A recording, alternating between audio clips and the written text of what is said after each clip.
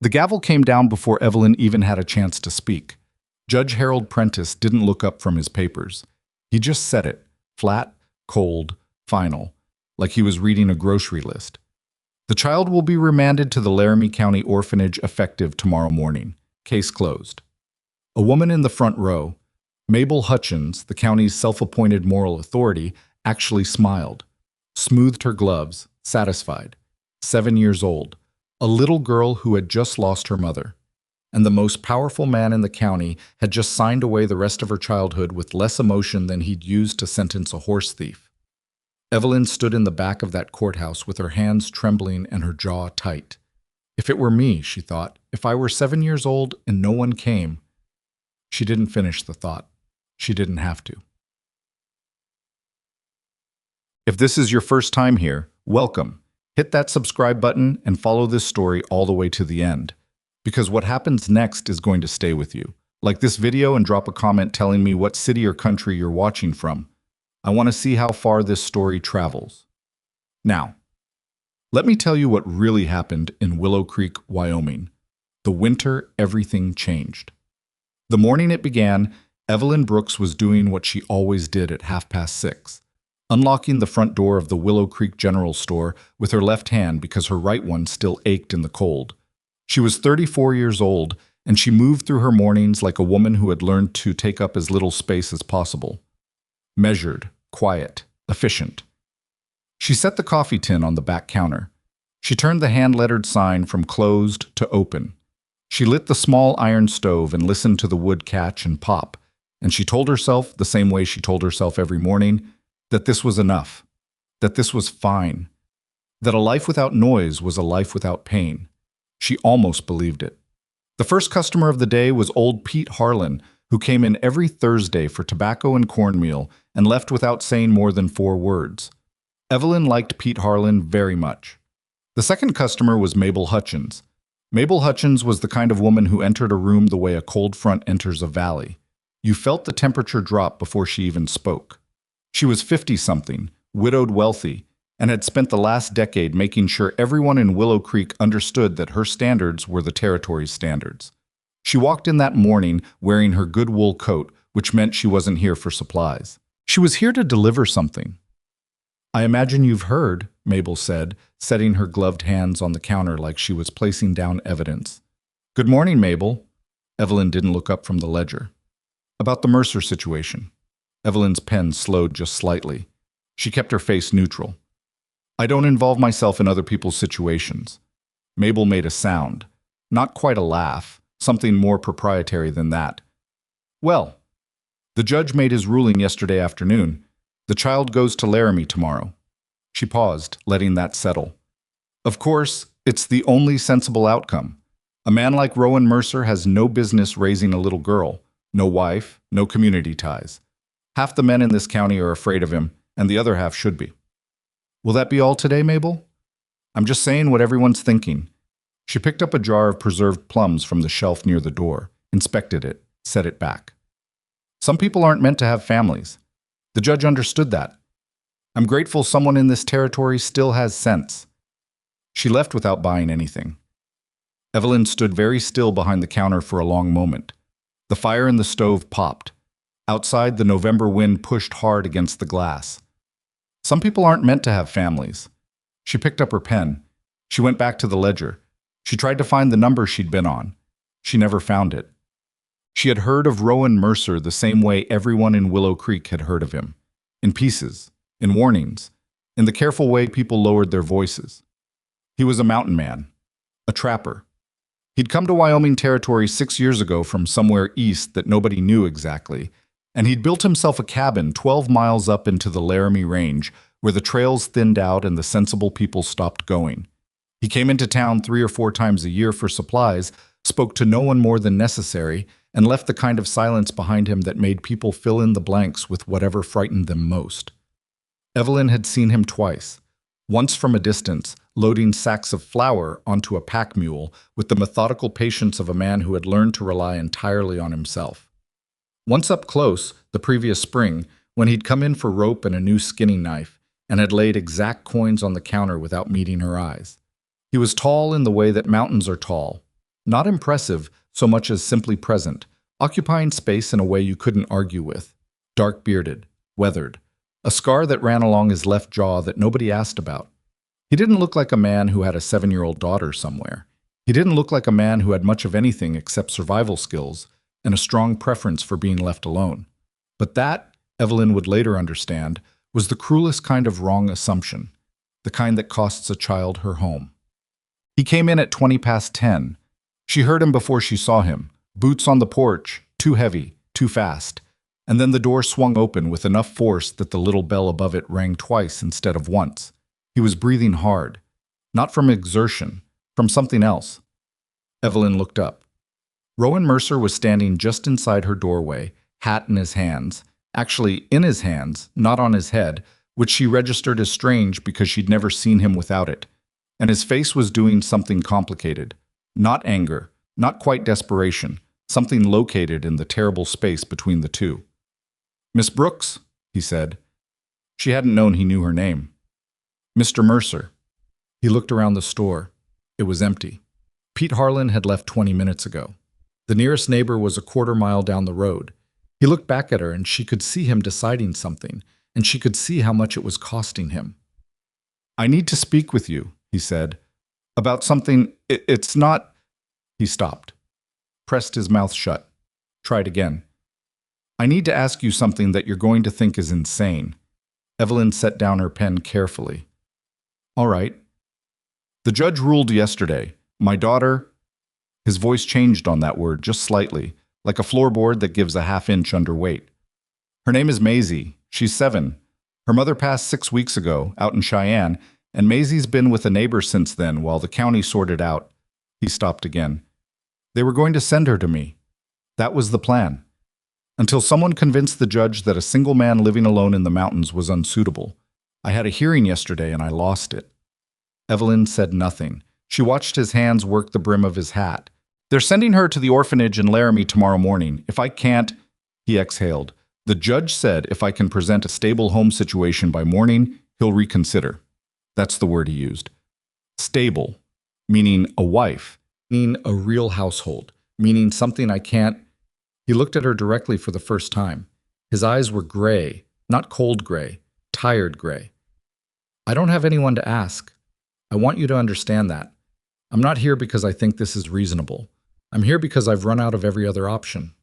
The store was very quiet. "You're asking me to marry you," Evelyn said. "By morning, yes." She should have laughed. She almost did. It was absurd. It was the most absurd thing anyone had said to her in 34 years of life, in this hard, practical territory where people didn't say absurd things because they couldn't afford to. But she didn't laugh, because she had been in that courthouse yesterday. She had heard the gavel come down. She had watched Mabel Hutchins smooth her gloves with that quiet, satisfied smile, and she had thought about a little girl 7 years old who had just lost her mother and was about to lose everything else. "Sit down," she said. He blinked. Whatever he'd expected, it wasn't that. "I mean it. Sit down, Mr. Mercer. You look like you haven't slept, and I need to think. And I can't think when someone's standing in my doorway looking like they're about to fall over." He sat. He took the chair near the stove, turned it slightly sideways the way men do when they don't want to look like they're sitting comfortably, and he held his hat in his lap and waited. Evelyn walked to the back counter and poured 2 cups of coffee. She set one in front of him. She held the other one with both hands and stood across from him and looked at him carefully the way she had learned to look at people.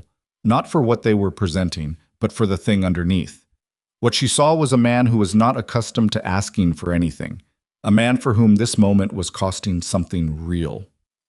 "Tell me about her," Evelyn said. He looked up. "What?" "Your daughter. Tell me about her." Something crossed his face. Something so brief she almost missed it. Not grief exactly. Something more complicated, more honest. "I don't know her," he said quietly. "That's the truth of it. Her mother and I, it wasn't a marriage. We were young, and it ended badly, and Catherine moved away before Maisie was born. I sent money every month. I knew she existed. I just never—" He stopped. "I never went. And I've been living with that for 7 years, and now Catherine is gone, and Maisie is in a neighbor's house in Cheyenne, waiting to find out what's going to happen to her. And I can't fix most of what I've done wrong, but I can fix this one thing. If someone will just... He stopped himself. If someone will help me, Evelyn said. He looked at her.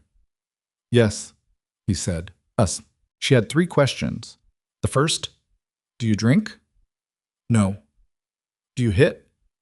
Something hard moved across his face. No, never. She believed him. She had looked at enough men in this territory who did both to know what the ghost of it looked like, and it wasn't there. If we do this, she said, and the custody is settled, what then? What is this arrangement, practically speaking? He was quiet for a moment. Honest quiet, not evasive quiet. I have a cabin 12 miles up. There's a second room that's empty. If you... He seemed to realize how that sounded and stopped. I'm not asking you to... This would be what you decided it was. I'd sign papers if you wanted them. Something that protected you legally. You'd have the store. You'd have your life. I just need a witness, she said. A family, he said. Temporary or otherwise. I just need someone standing next to me when the judge looks at us. She turned around. She walked to the window and looked out at Willow Creek's main street. The empty road, the gray November sky, the mountains just visible at the edge of the world, white at the tops already. She thought about what she'd lost years ago and what she'd been carrying since. She thought about a little girl she had never met sitting in a stranger's house in Cheyenne. She thought about Mabel Hutchins' satisfied smile. I'll need to close the store, she said, and tell Margaret Hale to water my plants. She turned back around. Where do we go to make this legal? Rowan Mercer stared at her. You're saying yes. I'm saying I have conditions. She held up one finger. The arrangement is honest, to her. When she's old enough to understand it, she knows what it was and why. We don't build her life on a lie. Second finger. I have no claim on your land, your cabin, your trapping work, or your money, and you have no claim on my store or my savings. We are 2 adults doing a practical thing for a child's sake. Third finger. If at any point you raise your hand or your voice to her or to me, I walk. No discussion. Agreed, he said. Immediately. Like he'd already decided that before she said it. She looked at him steadily. You don't even know me. No, he said. But you said yes, and that tells me something. She didn't ask what. She wasn't sure she wanted to know yet. They were married at 4 in the afternoon in the Willow Creek Sheriff's Office, witnessed by Deputy Cal Morrison, who kept his expression professionally neutral except for one unguarded moment when Evelyn said I do, and something in his eyebrows rose a 1/4 inch. The Reverend had been unavailable. Word traveled fast in small towns, and Reverend Mills had a well-established relationship with Mabel Hutchins. So Sheriff Donner performed the civil ceremony in 11 minutes with the manner of a man completing necessary paperwork. Rowan's hand was rough when it held hers for the ring. He'd produced a thin band of hammered silver. She didn't ask where he'd gotten it on 3 hours' notice. And he slid it on her finger with more care than she expected, the way you'd handle something fragile. When it was done, they stood on the sheriff's office porch in the cold afternoon air, and neither of them said anything for a moment. I'll ride to Cheyenne tonight, Rowan said finally. Get there by morning. Bring her back. He looked at her. You don't have to, You don't have to do anything different tonight. Your life doesn't have to change yet. It already changed, Evelyn said. Not unkindly, just honestly. He nodded. He put his hat back on. Miss Brooks. He stopped, made himself say it right. Mrs. Mercer. I know what I'm asking. I know what it costs. He looked at her the way a man looks at something he doesn't quite understand but respects deeply. I will spend whatever time it takes to make sure this doesn't ruin your life. She almost said you can't make that promise. She almost said I've heard promises before. She almost said a lot of things. Instead, she said, bring her home safely. That's the only thing that matters tonight. He held her gaze for one long second. Then he turned, walked to where his horse was hitched, swung up with the practiced ease of a man who'd been doing it for decades, and rode south toward the mountains, toward Cheyenne, toward the daughter he had never met. Evelyn stood on the porch and watched him go until she couldn't see him anymore. Then she went home to her small, quiet rooms above the store and sat at the kitchen table and looked at the silver ring on her finger and thought, what on earth have I just done? The stove ticked. The wind pressed at the window. She had no answer. Only the knowledge, settled somewhere below thinking, below language, that when she had stood in that courthouse and heard a judge close his ledger on a 7-year-old child's future, she had made a choice before she even knew she was making it. Some mistakes you recognize immediately. Some choices you only understand years later. She wasn't sure yet which this was. But the ring was real. The name on the certificate was real. And somewhere in the dark between Willow Creek and Cheyenne, a man she barely knew was riding hard through the Wyoming night to bring home a little girl who didn't know yet that someone had chosen her. Evelyn put her hands flat on the table. She took a breath. One day at a time, she told herself. Just one day at a time. Outside, the first snow of the season began to fall, soft and quiet, settling on everything without asking permission. The snow that had started falling the night before Rowan left hadn't stopped by morning. Evelyn woke at 5, the way she always did, by some internal clock that hadn't let her sleep past sunrise in years. She lay in the dark for a moment, listening to the wind against the eaves of the store, and thought, he should be back by noon. Maybe later, depending on the roads. She got up. She made coffee. She stood at the window above the sink and watched the snow come down in the gray pre-dawn light, and tried not to calculate how many hours it had been since she'd agreed to marry a stranger, or how many hours remained before that decision became something she could no longer take back, which she acknowledged to herself with the flat honesty she'd always preferred to comfortable delusion, it already was. The ring was still on her finger. She'd slept in it without thinking. That small fact unsettled her more than almost anything else about the previous 24 hours. She opened the store at the regular time. She helped Mrs. Alcott find the correct size of button for a winter coat. She sold 2 pounds of salt pork to the Henderson boy and didn't ask why he looked like he'd been crying. She did these ordinary things with the careful attention she brought to everything, and in the spaces between customers, she stood at the counter and tried to imagine what a 7-year-old girl who had just lost her mother might need from the world. She didn't come up with good answers. She wasn't sure there were any. At 11:30, Mabel Hutchins walked past the store window without coming in, glanced through the glass, and kept walking. Something in the angle of her chin said she already knew. In a town the size of Willow Creek, Evelyn had probably been married for about 6 hours before Mabel Hutchins knew about it, which meant she'd had all night to decide what she thought about it, which meant whatever she thought was by now fully formed and immovable and would be delivered at a time and place of Mabel's choosing. Evelyn told herself she didn't care about that. She was a mediocre liar, even to herself.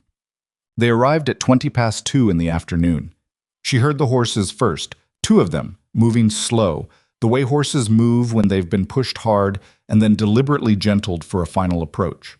She was in the back room checking inventory when the bell above the door rang, and she made herself walk normally to the front of the store instead of rushing, because rushing felt like it would establish something she wasn't ready to establish yet.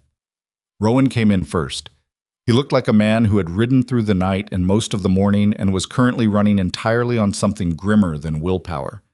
There was dried mud on his coat and shadows under his eyes so deep they looked like bruises. He stepped to the side. The girl who came in behind him was small. Smaller than Evelyn had pictured, which she wasn't sure why she'd pictured anything at all. Maisie Mercer was 7 years old and had her father's gray eyes and her mother's fine-boned face, and she was wearing a wool coat that was slightly too big for her and holding a carpet bag that was clearly too heavy for her, and she stopped just inside the doorway and looked at Evelyn with an expression that was so carefully, deliberately blank that it broke something in Evelyn's chest. That expression. She knew that expression. She had worn it herself at certain points in her life. The face you make when you've decided that nothing anyone does is going to get a reaction out of you, because reactions cost something and you've already spent everything you had. 7 years old, wearing armor. Maisie, Rowan said. His voice came out rougher than he'd probably intended. He tried again. This is...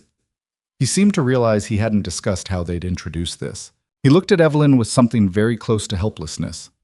I'm Evelyn, she said. She didn't move toward the girl. She didn't crouch down to eye level, which she knew some adults did with children, meaning well, but which often felt to small people like being patronized. She just stood at a reasonable distance and let Maisie look at her. I run this store. You must be tired. Maisie didn't answer. That's all right, Evelyn said. You don't have to say anything. A pause. Then, barely audible. My bag is heavy. I can see that. Would you like to set it down somewhere? Another pause.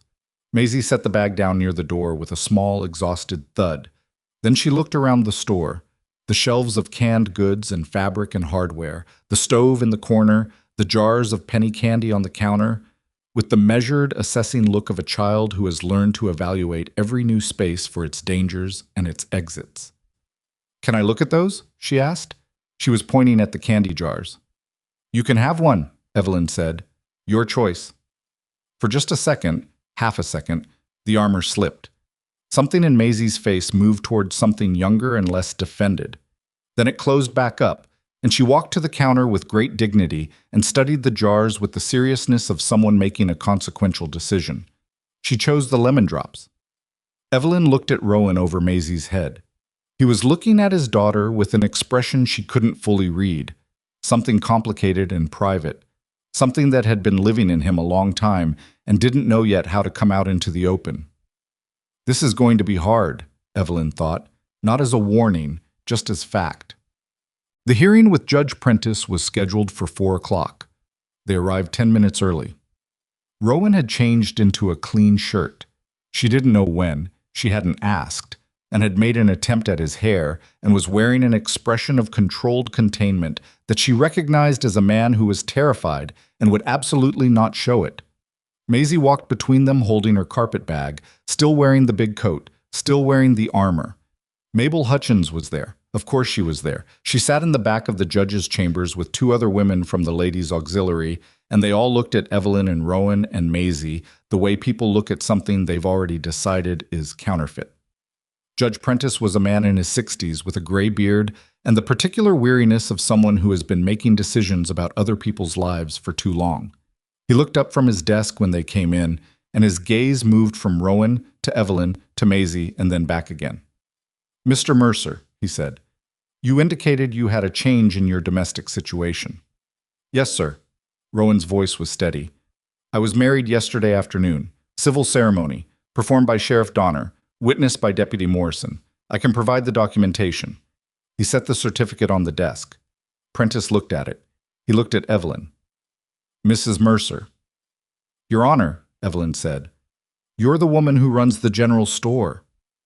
I am. You've been in Willow Creek. How long? 4 years.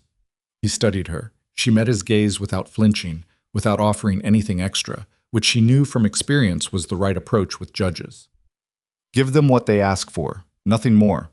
Don't appear to be performing. This is a rather sudden arrangement, Prentice said. Yes, Evelyn said. It is. He seemed to appreciate that she didn't try to dress it up. He looked at Maisie. Come here, young lady.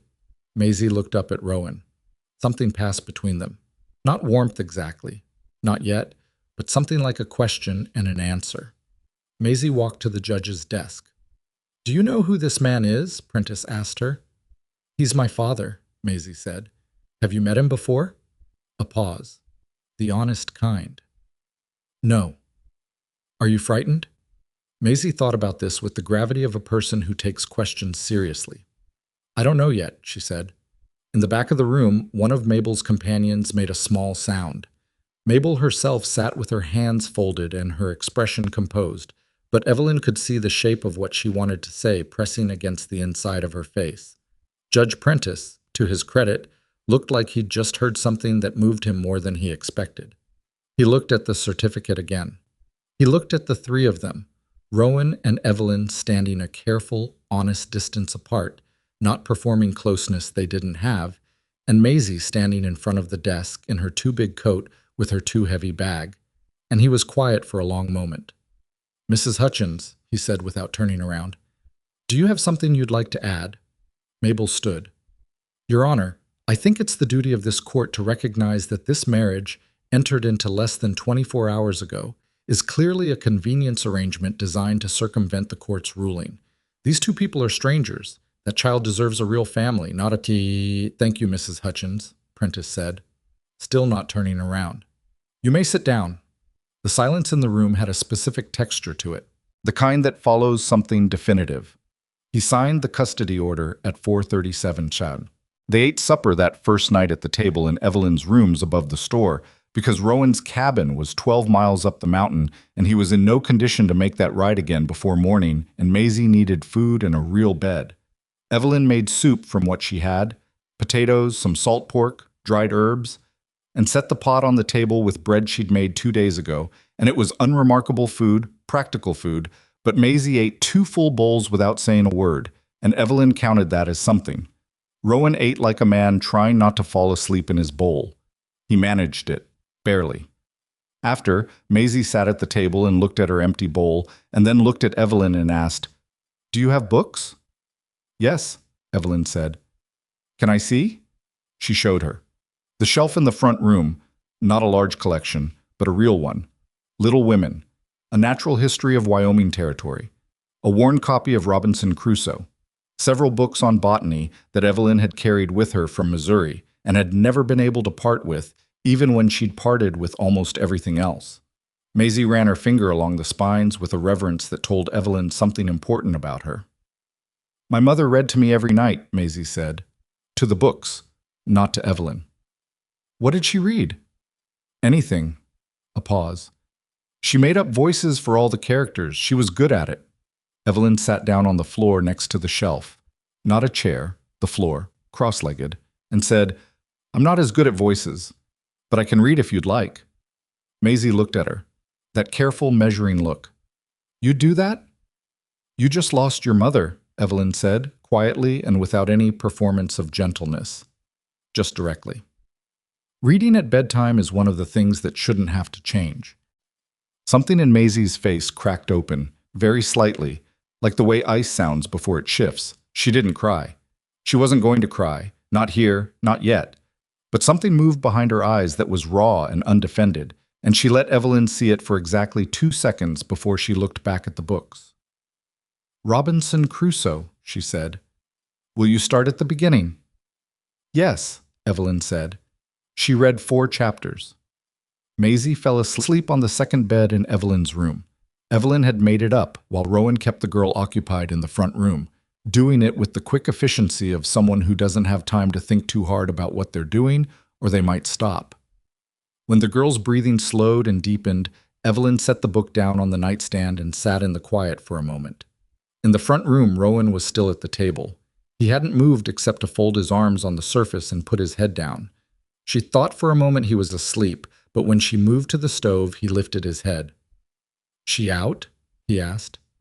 "Yes."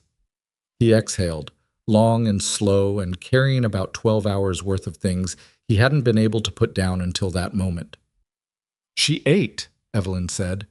She poured a cup of coffee and set it near his elbow without asking if he wanted it. "She asked for books. She's cautious, but she's not broken. She's sharp." Rowan looked at the middle distance. "She looks like her mother." Evelyn didn't say anything.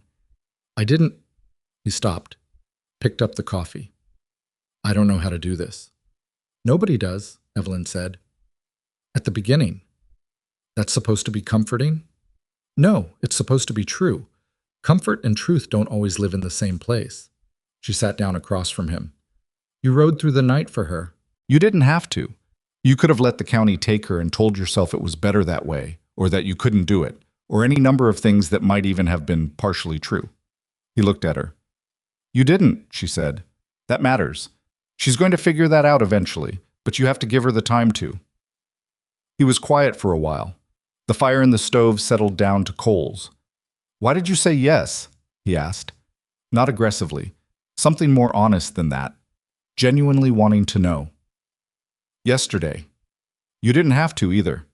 She thought about that for a moment. She owed him the real answer, not the easy one.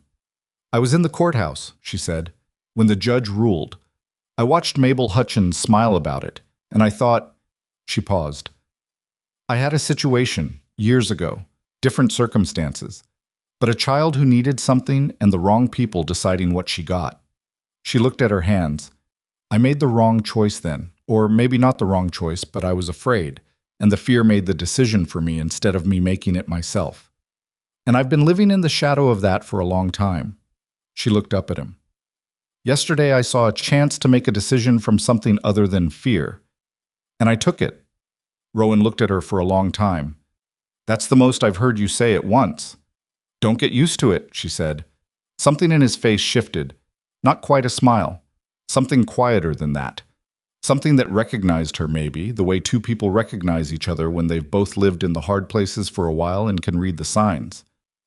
I'll get out of your hair tomorrow, he said. We can figure out the arrangement. What makes sense practically? I don't want to upend your whole life more than I already have. You haven't upended it, Evelyn said. You've complicated it. There's a difference. He nodded. He finished the coffee. He went to sleep on the floor in the front room without being asked, without making a scene about it, with the pragmatic adaptability of a man who has slept in much worse places. She heard him pull his coat over himself, and then there was quiet. She sat at the table alone for a little while longer. She looked at the lamp flame. She thought about Robinson Crusoe, stranded on his island, and how the strangest thing about that story was that he always found a way to build something habitable out of whatever the wreck had left him. She blew out the lamp and went to bed. The move up the mountain happened over 3 days, which Rowan had clearly expected to take 1 day, and which expanded into 3 because of the realities of moving a woman's life that she had carefully, practically built over 4 years, and didn't intend to simply abandon. She wasn't giving up the store. They'd agreed on that. She'd arranged with young Clara Voss, who was 17 and capable and in need of steady income, to manage the counter on weekdays, and Evelyn would come down every Saturday and handle the books and the ordering and anything Clara couldn't manage. It was a reasonable plan. Evelyn was good at reasonable plans. She'd built her life in Willow Creek on reasonable plans because they were the one thing that had never let her down when everything else had. Maisie, during those 3 days, moved through Evelyn's rooms with the careful attention of a child cataloging everything. She didn't touch things without asking. She helped carry small boxes and set them near the door without being told. She watched Evelyn pack with serious, focused eyes, and on the second afternoon when Evelyn was wrapping the botany books in cloth to protect them, Maisie sat down across from her and said, "Why do you have so many books about plants?" "I used to teach school," Evelyn said, "in Missouri, natural science." "Why did you stop?" A pause. "I moved." "Why?" "Things change sometimes," Evelyn said, "and then you go somewhere new and start over." Maisie considered this with the gravity she brought to most things. "My mother said starting over isn't the same as giving up." Evelyn's hand stopped moving on the cloth for just a second, then kept going. "Your mother was right. She was right about most things." Maisie picked up one of the wrapped books and held it carefully. "She wasn't right about everything, though." "Nobody is," Evelyn said. "She thought my father was a bad man," Maisie said, quietly. Not as an accusation, just as information she was processing. "But he rode all night to come get me." Evelyn looked at her. "People are complicated," she said. "Sometimes people do one hard thing right in the middle of a lot of things they did wrong, and the hard thing they did right is still real." Maisie looked at her steadily. "Do you think he'll stay?" The question landed with more weight than 7 words usually carried. Evelyn understood exactly what it meant. Not stay in the cabin, not stay in Wyoming. The real question underneath, is this real, or is this another thing that's going to disappear? She looked at Maisie, and she gave her the honest answer, because the honest answer was the only one that would hold. "I don't know yet," she said, "but I know he came. And I know he's trying. And those 2 things are more than a lot of people manage." She paused. "We'll watch and see, together." Maisie absorbed this. She set the wrapped book back in the box, carefully. "Okay," she said, and went back to helping pack. The cabin was not what Evelyn had imagined, which told her she'd been imaging it wrong in a way she didn't entirely understand until she saw it. She'd pictured something grim, something cobbled together by a man who didn't care about where he lived, functional and nothing else. What she found was a cabin that had been built by someone who paid attention. The logs were fitted well, the roof was sound, the floor was actual wood, planed smooth, not just packed earth. There was a main room with a large fireplace and a kitchen area and a work table along one wall covered in the organized tools of Rowan's trade. Knives, leatherwork, the careful equipment of a man who took his work seriously. There were 2 small rooms off the main space, Rowan's and the empty one he'd mentioned. The empty room had a window that looked out toward the mountain. Evelyn stood in it and looked at the view for a moment and then started thinking about what it would need. A proper bed. Shelves. It would do. What it didn't have was warmth, in the way warmth means something more than temperature. It had been a storeroom before, she could see that. It had been a space that nobody had lived in. She understood that kind of space. She had been that kind of space herself, in certain years, and she knew it could change. Maisie stood in the doorway behind her. "Is this mine?" she asked. "If you want it," Evelyn said. Maisie walked in. She went to the window. She looked out at the mountain, at the pines draped in the last of the November snow, at the gray sky that was already suggesting more to come. "I've never had my own room before," she said. Evelyn didn't know what to do with that, so she just said, "Well, now you have." The first real fight happened on day 4. It wasn't a fight between Evelyn and Rowan. It was between Rowan and Maisie, and it was the kind of fight that isn't really about what it's about. He'd asked her to come help collect firewood from the shed. She'd said no. He'd said it wasn't a question. She'd said she didn't have to do what he said. He'd said she was living in his house, and there were responsibilities that came with that. She'd said she didn't ask to be brought to his house. That last one hit him somewhere visible. Evelyn, who was at the kitchen area pretending very hard to be absorbed in making bread, felt the quality of silence in the room change. Rowan's voice, when it came out, was controlled in the way that means someone is working hard to keep it that way. "You're right," he said. "You didn't ask. I'm sorry you didn't have a choice in it." Maisie looked at him. The armor was fully up. "I want to go home." "I know," he said. "I want my mother."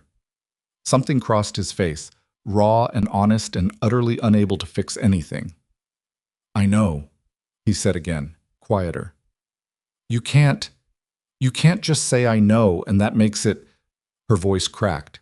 She pulled it back together with the force of a child who has been holding herself together for 6 weeks and is starting to run out of strength. "You don't know. You weren't there.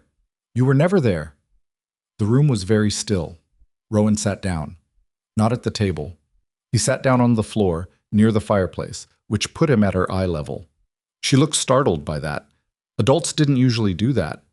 He looked at her and he said something Evelyn didn't expect. "You're right about all of it," he said. "Every word. I wasn't there. I should have been, and I wasn't. I can't go back and fix that. I've been trying to figure out how to say that to you since I first heard your name, and I still don't have the right words for it, but it's true. And you're allowed to be angry at me for it." Maisie stared at him. The armor was doing something complicated, holding and cracking at the same time. "I hate you," she said, small and fierce and not entirely convinced of itself. "That's okay," he said. "I might always hate you." "That's okay too." He held her gaze. "You don't have to feel anything about me that you don't feel. I'm not going to make you pretend. But I'm going to be here, every day, whether you hate me or not, because that's the thing I can do that I should have done a long time ago." Maisie's chin trembled. She held it still. She walked to the door of her room and stopped there, her back to both of them. "I'll get the wood," she said, very quietly. "In a minute." She went into her room and closed the door softly. Rowan stayed on the floor near the fireplace. He put his head back against the stone and closed his eyes. And the expression on his face was something Evelyn didn't have a word for. Not relief, not satisfaction, something that costs more than those things and lasts longer. She didn't say anything. She went back to the bread. Some moments are private even when they happen in front of you. After a few minutes, Maisie's door opened and she came out in her coat with her boots already on. She walked to the front door. "Are you coming?" she said to Rowan. He opened his eyes, looked at her. "Yes," he said. He got up. He got his coat. He followed his daughter out to the woodshed, and Evelyn watched from the window as the two of them, 7 years old and however old grief makes you, worked side by side in the cold November afternoon, not talking much, not needing to yet, just being in the same space and both choosing to stay in it. She had a feeling, watching them from the warmth of that cabin window, that this was what healing looked like in its earliest and most unglamorous form. Not transformation, not revelation, just two people choosing, badly and imperfectly, to show up to the same hard thing. Outside, the sky was already darkening in the west, and somewhere above the tree line the clouds were piling up again, heavier than yesterday, the way they do in Wyoming when winter is no longer threatening, but arriving. The bread rose in the warm kitchen. Evelyn kept her eye on the window and thought about what her mother had told her once, years ago, in a different life. Families aren't found. They're built. And building things takes longer and hurts more than anyone tells you, but what's built is real in a way that what's given never quite is. She hadn't understood that then. She thought she was beginning to understand it now. The clouds that had been building in the west all through that late November afternoon delivered exactly what they'd promised. By the following morning, 8 inches of snow covered the ground around the cabin, and more was coming. Rowan had been up before dawn checking the horses, reinforcing the shed latch that had been giving him trouble since October, doing the 1,000 small preventive tasks that a man learns to do automatically when he's lived alone in the mountains long enough to understand that the mountains don't negotiate. Evelyn heard him moving around outside from her room and lay there in the dark for a moment, listening to the particular silence of a heavy snowfall, that muffled, pressurized quiet that makes the world feel both smaller and more dangerous at the same time. She got up, she made coffee, she started the bread. These were the rhythms they'd settled into over the first 2 weeks in the cabin, not by discussion, but by the natural sorting that happens when practical people occupy a shared space and figure out what works. Rowan handled everything outside. Evelyn handled the kitchen and the interior, not because either of them had declared it that way, but because those were the things each of them was already good at, and neither one was stubborn enough to refuse competence when it presented itself. Maisie existed somewhere between helping Evelyn with the cooking in the mornings, following Rowan out to the woodshed in the afternoons with a focused seriousness that suggested she was studying him more than she was helping him, which Evelyn suspected was true and which she thought was probably healthy. The three of them had not become a family. Evelyn was clear-eyed enough not to call it that yet. What they had become was something more preliminary and in some ways more fragile. People who had agreed to try.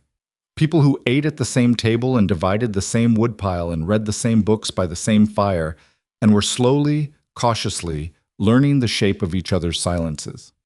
Maisie's silences were the most complex. She was a child who had learned to be quiet in the way that children learn when the adults around them are struggling, not out of shyness, but out of a kind of protective watchfulness, a habit of reading the room before committing to anything. With Evelyn, she was slowly loosening. The nightly reading had become a fixed thing, one of those small rituals that turns out to carry more weight than it looks like it should. They'd finished Robinson Crusoe and moved on to a collection of frontier stories that Evelyn had ordered from a bookseller in Denver 6 months ago and never quite gotten to. Maisie listened with the concentrated attention of someone recording everything. With Rowan, it was different. With Rowan, it was slower and more complicated, and sometimes it went backwards. There were days she followed him around the property asking questions about the traps and the horses and the proper way to read weather in the mountains. And those days Rowan came inside in the evening looking like a man who had been given something he wasn't sure yet how to hold. And there were days she looked through him like he was window glass, not hostile, just absent. And on those days he'd move through the cabin with the careful quietness of someone trying not to disturb something that might startle. He never pushed her. Evelyn noticed that. He made himself available and then waited, which she suspected was harder for him than anything physical he'd ever done. The trouble with Willow Creek started the second Saturday in December, when Evelyn came down the mountain to handle the store books. Clara had done well with the counter. She had a good memory and a natural ease with customers that Evelyn recognized as something you either had or you didn't. But there were 2 accounts that needed attention and a supply order that had to go out before the pass closed for the worst of winter. Evelyn spent the morning on the ledger and the afternoon on correspondence, and was pulling on her coat to leave when the door opened and 3 women came in together, which was rarely a coincidence. Mabel Hutchins, Dorothy Crane, who was Mabel's most reliable echo, and a third woman, Agnes Fowler, who Evelyn knew slightly. She ran the boarding house on the east end of Main Street and had the particular quality of a person who doesn't start trouble herself, but very much enjoys being adjacent to it. "Evelyn," Mabel said. She'd given up on Mrs. Mercer, which was its own kind of statement. "We thought we'd check in. It's been weeks." "Everything's running well," Evelyn said. "I wasn't asking about the store." Mabel set her gloves on the counter, unhurried, with the comfort of a woman in territory she considers her own. "People are talking, is the thing, about the arrangement, about that child living up in the mountain with, well, With her father and his wife, Evelyn said. Yes. Dorothy made a sound that wasn't quite a laugh. Agnes examined a jar of preserves with great interest. Evelyn. Mabel lowered her voice into the register she used when she wanted to seem like she was being kind. I've known you 4 years. You're a sensible woman. What you did was, I understand the impulse. I do. There's a tender-heartedness there that I respect. But what you've handed yourself is a life in a mountain cabin with a man no one in this county really knows, raising a child who isn't yours. And the court is going to take another look at that situation in the spring. When they do, they're going to find out that you and Rowan Mercer barely knew each other's names before you signed that paper. That's true, Evelyn said. Mabel blinked. She'd expected deflection or defensiveness. The plain agreement threw her.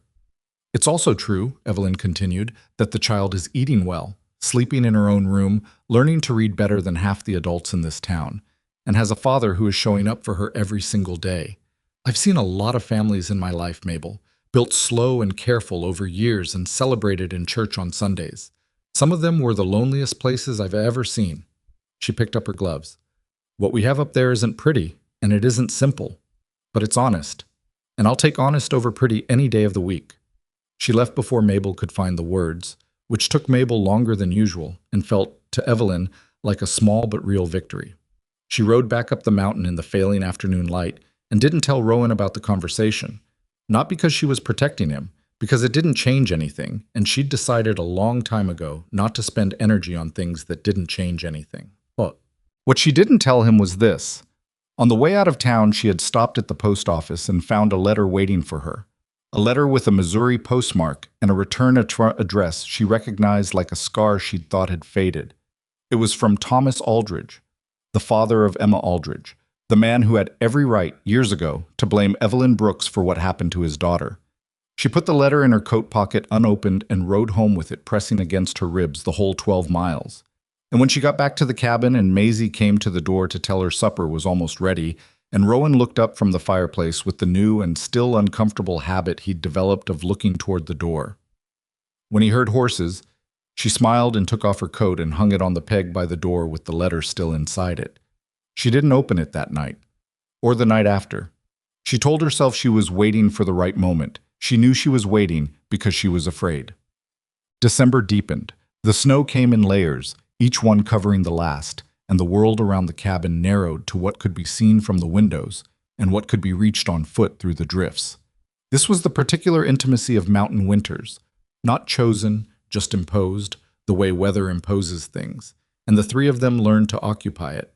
Rowan taught Maisie to play checkers on a board he'd made himself from a piece of pine, the squares burned in with a hot iron. She beat him the second time they played, which she clearly expected him to argue with, and when instead he looked at the board and said, "Huh," and set it up again, she looked at him with an expression Evelyn caught from across the room. Something startled and cautious, like a bird that's been thrown bread before and isn't sure yet whether to trust the hand. Evelyn started a small school at the kitchen table. Not formally. She didn't call it that. She just started leaving materials out in the mornings. Arithmetic problems, passages to copy, maps of the territories that she'd sketched from memory. Maisie moved toward them the way she moved toward everything that interested her, with that careful, assessing look that first checked for the catch. When she understood there wasn't one, she sat down and started working. By the second week, she was asking questions that went past the material Evelyn had laid out, questions about geography and history, and why rivers ran the directions they ran, and Evelyn, who had not felt the particular satisfaction of teaching in 4 years, found it coming back to her like a language she'd thought she'd forgotten. She didn't think about that too directly. There were things she'd lost that she'd learned to grieve in small, quiet increments rather than all at once, and teaching was one of them. The letter in her coat pocket was another. She moved the coat to a hook in her room and tried not to look at it. Well, the storm that would change everything began on a Thursday. It didn't begin dramatically. That was the thing about the worst storms in the Laramie Range. They often started modest, almost apologetic, just a gray sky and a few flakes. And then sometime in the night, the world decided to mean it. Rowan had noticed the pressure change 2 days before. He'd said, at supper that Wednesday, "Storm coming, bigger than last week, probably want to make sure the pantry is stocked." That was the extent of his weather forecast, delivered without drama, and Evelyn had gone through the pantry that evening and taken stock and felt reasonably confident they had what they needed. She had not accounted for Maisie getting sick. It started Thursday morning with a cough, the kind that sounds like nothing, a scratch in the throat, nothing worth remarking on. By noon, Maisie had a fever. By supper, she was shaking under 2 blankets, and the cough had moved down into her chest and was doing something that sounded wrong, something with a rattle in it that made Evelyn's hand stop moving every time she heard it. Outside, the storm had become what Rowan had said it would. The wind was working itself into something serious. The snow was coming sideways. Evelyn sat on the edge of Maisie's bed and put her hand on the girl's forehead and kept her face neutral because Maisie was watching her with those gray eyes, glassy now with fever, and there was something in them that was younger than Maisie usually allowed herself to be, something afraid and trying not to show it. "How bad is it?" Maisie asked. Her voice was rough. "You've got a fever and a chest cough," Evelyn said. "I've seen both before. We're going to manage it." "You're not telling me something."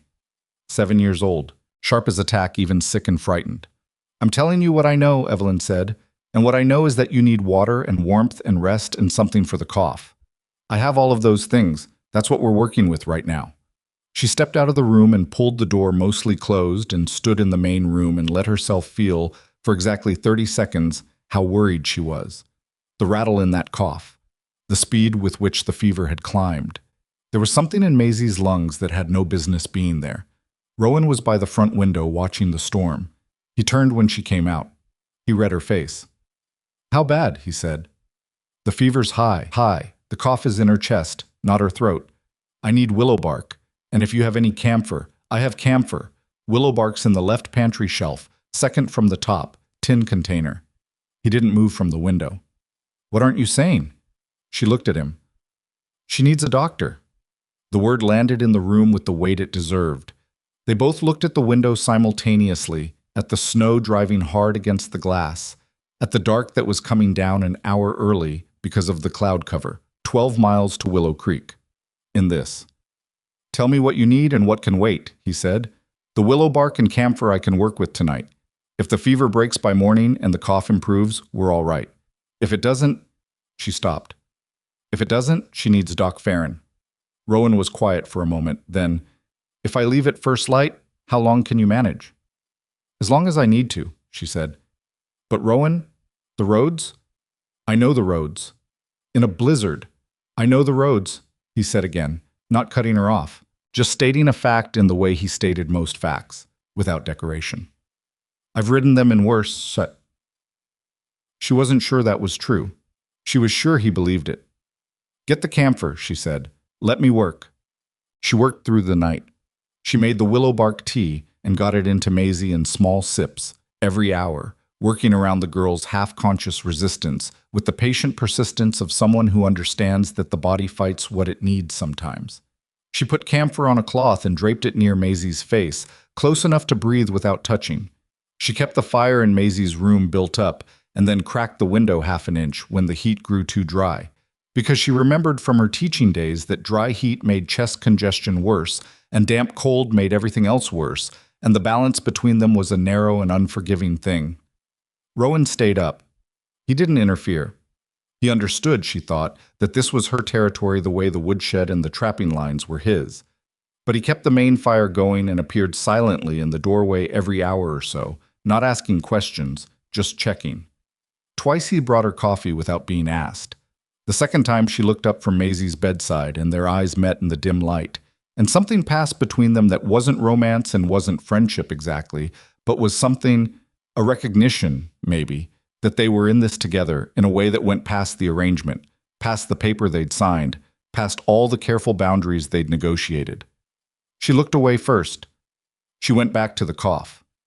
Around 3 in the morning, Maisie woke fully, the confusing, frightened waking of a sick child who doesn't remember falling asleep. Her eyes moved around the room and found Evelyn and stayed there. "You're still here," Maisie said. "Yes." "You didn't sleep?" "Not yet." Maisie was quiet. The wind outside was enormous. Under the sound of it, you could hear the pines straining. "I'm scared," Maisie said. Small and honest, the armor completely down in the way it only comes down at 3 in the morning when you're too tired and too sick to keep it up. I know, Evelyn said. Don't say it's going to be fine. I wasn't going to. Evelyn moved her chair a little closer to the bed. I was going to say that being scared is reasonable. The storm is loud and you feel awful, and that's a lot at once. Being scared doesn't mean anything bad is going to happen. It just means you're paying attention. Maisie looked at her. My mother used to sit with me when I was sick. I know. It's not the same. No, Evelyn said, it's not. But you're here anyway. Yes. A long silence. The fire settled. Will you read? Maisie asked. Barely a whisper. Evelyn reached for the book. She read until Maisie's breathing slowed and deepened and the cough came less frequently, and then she kept reading anyway because stopping felt like tempting something. And she was not a superstitious woman, but she was a practical one, and a practical woman doesn't stop doing the thing that's working. At first light, the storm was still going. Rowan came to the doorway of Maisie's room fully dressed, coat on, hat in hand. He looked at his daughter, sleeping now, her breathing still rough but more even than the night before, and then at Evelyn, who had finally dozed in the chair around 5 and was now awake and stiff-necked and functioning on will. Fever? He said, low. Still up, not higher. Cough is the same. He nodded. I'm going. She stood up carefully, trying not to wake Maisie, and followed him to the main room. The trail down to the fork is going to be drifted, she said. The creek crossing. I know where it drifts, and I know the crossing. He checked the buckle on his coat. Doc Farron. I'll go straight there. Straight back. Be careful, she said. And then, because careful felt inadequate. Rowan. He stopped. She wasn't sure what she'd meant to add. She looked at him. This man she'd married in an 11-minute ceremony in the sheriff's office. This man she'd been living alongside for 3 weeks in a mountain cabin. This man she still didn't fully know but was beginning to understand in the more important way. And she said, come back. Not be safe. Not I'm worried, just the plain direct thing. Something in his face moved. He put on his hat. I will, he said. He went out into the storm and the sound of it swallowed him almost immediately.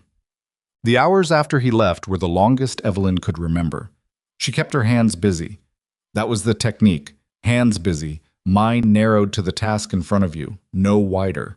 She made broth from the dried beef in the pantry. She kept the fire up. She sat with Maisie through the morning and talked to her when she was awake. About nothing urgent, about the botany books, about Missouri, about the way rivers found their paths, all the things that needed no response and created no pressure. Just the steady current of a human voice keeping another human being company in the dark. At one point, Maisie said, in the raspy, half-lucid way of high fever, "Where's my dad?" Evelyn's hands didn't stop moving. "He went to get the doctor for you." "In the storm?" "Yes." Maisie was quiet for a moment. "That's dangerous," she said. "He knows these mountains," Evelyn said. "Better than almost anyone." "He went because of me." Not a question. "Yes." Something happened in Maisie's face, something complicated and quiet, the way tectonic things are quiet, all the movement happening below the surface. She didn't say anything else. She closed her eyes and lay still with that something working in her, and Evelyn let her have it without asking what it was. She knew what it was. She'd felt something like it herself once, when someone had done something for her that cost them something real. The specific weight of being worth that, of someone proving with their body and their risk rather than their words that you mattered enough. That feeling changed people. Sometimes it was the first thing that did. They came back at 4:30, right at the edge of dark. Evelyn heard the horses and was at the door before she'd made a decision to move. 2 riders coming through the snow, slower than she wanted them to be going, but upright and moving, and that was what mattered. She recognized Rowan's outline first, the particular way he sat a horse, square-shouldered, nothing wasted. And behind him Doc Farron on his gray mare, hunched into his coat and looking thoroughly miserable, but present. She got the door open before they reached the porch. Rowan dismounted and she looked at him, really looked, checking. And he was windburned and exhausted, and there was ice on his beard, and his hands were stiff enough with cold that he fumbled the reins, but he was whole. "Get inside," she said. "Horses first." "Rowan, 5 minutes." He looked at her. "Go back in with her." She went back in. She heard him and Doc Farron getting the horses under cover and then boots on the porch, and the door opened and Doc Farron came in first, stomping snow off, already pulling off his gloves with the professional readiness of a man who has been making urgent house calls in Wyoming for 20 years. "Where is she?" he said. Evelyn took him to Maisie's room. He was in there for 15 minutes. Evelyn stood in the main room and kept the fire up, and heard Rowan come in behind her and stand near the door, not coming further in, not taking off his coat yet, as if he hadn't decided yet whether to let himself rest. "How was the crossing?" she asked. "Fine." A pause. "One place the ice wasn't what I expected." Another pause. "It was fine." She looked at him. His jaw was tight in the way it got when he was deciding how much to say. "You went through," she said. He didn't answer immediately. "Got out." "It was fine." She looked at him. The wet coat, the stiffness in the way he was holding himself, the ice still in his beard, and she felt something in her chest that was too specific and too real to dismiss. Not pity, not quite fear. Something with more territory than those things. She went to the stove and got the pot of broth and poured 2 cups and brought one to him and made him take it. "Drink it," she said. He drank it without argument, which told her more than anything else how tired he was. Doc Farron came out of Maisie's room. "Chest congestion settling into early bronchitis," he said. "You've done the right things. The willow bark, the camphor, keeping her warm. She needs to stay in bed, keep drinking fluids, keep the steam coming. I'm leaving you laudanum for the nights if the cough keeps her from sleeping, but small doses, hear me, small." He looked at Evelyn with the particular respect one professional gives another. "You knew what you were doing." "Will she be all right?" Rowan said. He hadn't moved from near the door. Farron looked at him. "She's young and she's strong. If the fever breaks in the next day or 2, yes. You got to her in time." He started putting on his things. "I'll stay the night if the storm settles. Make sure she's stable. Got a floor I can sleep on?" "I'll make up a spot," Evelyn said. Later that night, with Doc Farron sleeping by the main fire and Maisie's breathing steadier than it had been in 24 hours, Evelyn sat in the chair by Maisie's bed and kept watch, the way she had the night before and the night before that, and thought about the word family and what it actually meant when you stripped away all the ceremony and the documentation and the formal record of it. She thought it probably meant something like this. A man going through ice water in a blizzard. A woman reading out loud at 3 in the morning. A little girl lying in the dark, slowly understanding that the people in the next room will still be there when she wakes up. She heard Maisie stir and looked over.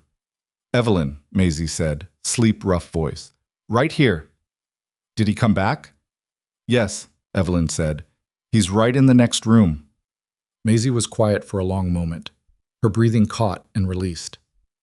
"Dad came back," she said, trying the word out for the first time, in the dark, where no one had to see her decide to use it. Evelyn sat very still. Dad. That single syllable, barely breathed, barely intentional, fell into the room and settled there like the first real snow of a season, soft and quiet, and changing the shape of everything it touched. "Yes," Evelyn said, when she trusted her voice. "He did." Maisie's eyes closed again. She slept. Outside, the storm was finally slowing.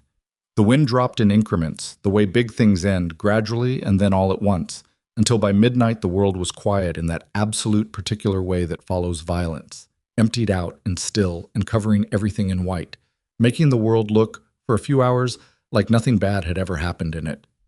Evelyn sat in the chair and listened to Maisie breathe and didn't sleep and didn't try to, and felt, in the specific weight of that word still hanging in the room, that something had shifted under all of them. Something foundational. Something that the legal documents and the judge's signature and the custody order had tried to build and couldn't quite, and that one half-conscious child had done in 4 soft letters in the dark, without even knowing she was doing it. She would tell Rowan in the morning. She wasn't sure how. She'd figure it out. For now, she let the quiet be what it was. Let the cabin be what it was. Let the fire burn down to its comfortable coals and the snow settle on the roof and the mountains hold their cold silence all around them. And she thought, this is what we built, badly, imperfectly, without a plan and without any guarantee, but real. The way things built through hardship are always real. More real, she thought, than most of what she'd lost. Maisie's fever broke on a Saturday. Evelyn knew it before she even touched the girl's forehead. There was a change in the quality of the room, something in the sound of the breathing, the way a person's body settles differently when it stops fighting and starts mending. She'd been sitting in the chair since 4 in the morning, and she felt the shift around 6, that particular exhale that meant the crisis had passed, and she sat with it for a few minutes in the early quiet before she let herself believe it. Doc Farron checked Maisie at 7:30, listened to her chest with the practiced attention of a man who trusted instruments less than his own ears, and said, "Clearing." Just that one word, but he said it with a satisfaction that told Evelyn everything she needed. By mid-morning, Maisie was sitting up in bed asking for something to eat that wasn't broth, which Evelyn took as the best possible sign. She made oatmeal with dried apples and brought it in and sat on the edge of the bed while Maisie ate with the focused intensity of someone who hasn't had an appetite in days and is making up for lost time. Rowan stood in the doorway. He did that. Stood in doorways, occupied the threshold without committing to crossing it, as if he was still calibrating whether he was wanted in any given room. Evelyn had noticed it in the first days at the cabin and thought then it was just his nature, the habit of a man used to being outside. She understood it better now. It was the habit of someone who had spent years not being sure he had the right to take up space in other people's lives. Maisie looked up from the oatmeal and saw him there. "It's good," she said, meaning the food, but looking at him. "Yeah," he said. "You should have some." He came in then, sat in the chair Evelyn vacated for him. Evelyn went back to the kitchen and gave them the room, and she didn't listen, not deliberately, but the cabin was small and sounds carried, and she heard Maisie say, matter-of-factly, the way children sometimes deliver the most important things. "I called you Dad last night. Did Evelyn tell you?" A pause. "She did," Rowan said. "Is that okay?" Another pause, longer. "Yeah," he said. His voice had something in it that Evelyn had not heard from him before, something unguarded in a way he hadn't allowed himself yet. "That's more than okay, Maisie." Evelyn kept her hands moving at the counter and didn't make any sound and felt something in her own chest that was complicated and real and not entirely her own. Grief and relief sharing the same space, the way they always seem to in the moments that actually matter. Doc Farron left that afternoon when the roads were passable enough. Before he went, he pulled Evelyn aside near the porch and said quietly, "That child was in real trouble Thursday night. Another few hours without treatment, it could have gone different." He looked at her steadily. "You kept her alive until I could get here. You understand that?" Evelyn said she understood. She didn't fully let herself feel it until he'd ridden away and the sound of his horse had faded into the pines. Then she stood on the porch in the cold for a moment with her arms crossed and let it hit her. How close it had been, how the margin between the thing that happened and the thing that could have happened was measured in hours and decisions and a man willing to ride through ice water in a blizzard. She stood there with that for as long as she needed to, and then she went back inside. The letter was still in her coat pocket. She took the coat off the peg. She carried it to the kitchen table. She sat down and she took the letter out and she looked at Thomas Aldridge's handwriting on the envelope. Neat, deliberate, the handwriting of a schoolteacher, which he had been, and she opened it. She read it twice. The first time quickly, the words not fully landing. The second time slowly, with the careful attention she gave to things that mattered. Thomas Aldridge was not writing to blame her. That was the first thing she understood, and it took a moment to settle because she'd been so certain for 4 years that blame was all there was left between them. He wrote that his daughter, Emma, was alive. He wrote that Emma was 22 years old and teaching school in Colorado and had recently become engaged to a man Thomas described, with the restrained pride of a man who doesn't emote easily, as decent and good. He wrote that Emma had asked him to find Evelyn and tell her, because Emma had never blamed her. Not once, not ever, and had spent years worried that Evelyn didn't know that. He wrote that the illness that had taken Emma out of Evelyn's classroom all those years ago had not been caused by anything Evelyn did or failed to do. The doctor in Missouri had confirmed it at the time, and Thomas had believed it at the time, but Evelyn had already left by then. Already packed herself up and moved west and apparently decided to carry the guilt regardless of what the medicine said. He wrote, "My daughter is well and happy, and she remembers you as the best teacher she ever had. I am writing because I think you have been carrying something that was never yours to carry, and it is past time someone told you so." That was the end of the letter. Evelyn sat at the kitchen table for a long time. The fire in the stove ticked and settled. From Maisie's room, she could hear the low murmur of Rowan talking. She couldn't make out the words, just the cadence, slow and careful, the way he talked when he was trying to say something that mattered.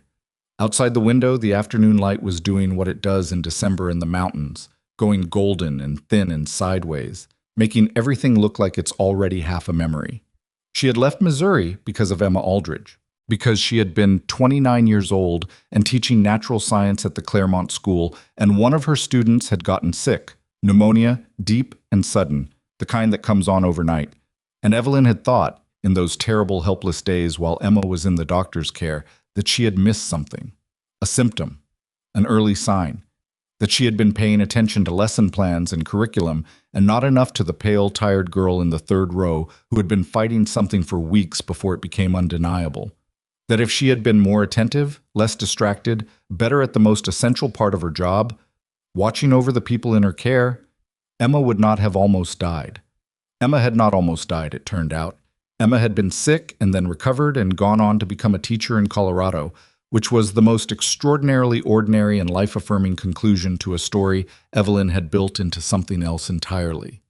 The thing she'd been running from for 4 years was a ghost, a fiction she'd constructed out of guilt and self-punishment and the particular cruelty she'd always reserved exclusively for herself. She folded the letter. She put it in her apron pocket. She stood up and went to the window and looked at the mountains, white and absolute, and she thought about 4 years of choosing smallness, of running a store, of making herself useful in the most practical and invisible ways she could find, of turning down the job at the Willow Creek schoolhouse when it was offered, and it had been offered by the previous school board 2 years ago, because she had decided she no longer deserved to stand in front of children. Emma Aldridge was teaching school in Colorado. Evelyn Brooks had spent 4 years deciding she couldn't. She put her hands flat on the windowsill, and she made herself look at that clearly, without softening it, without the comfortable framing she'd always been able to put around her own failures.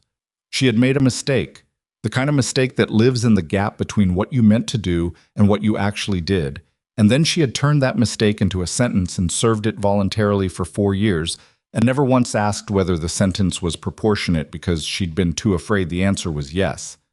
It wasn't. She knew that now. She had known it, probably, in the part of herself she'd never quite let speak. She told Rowan that night.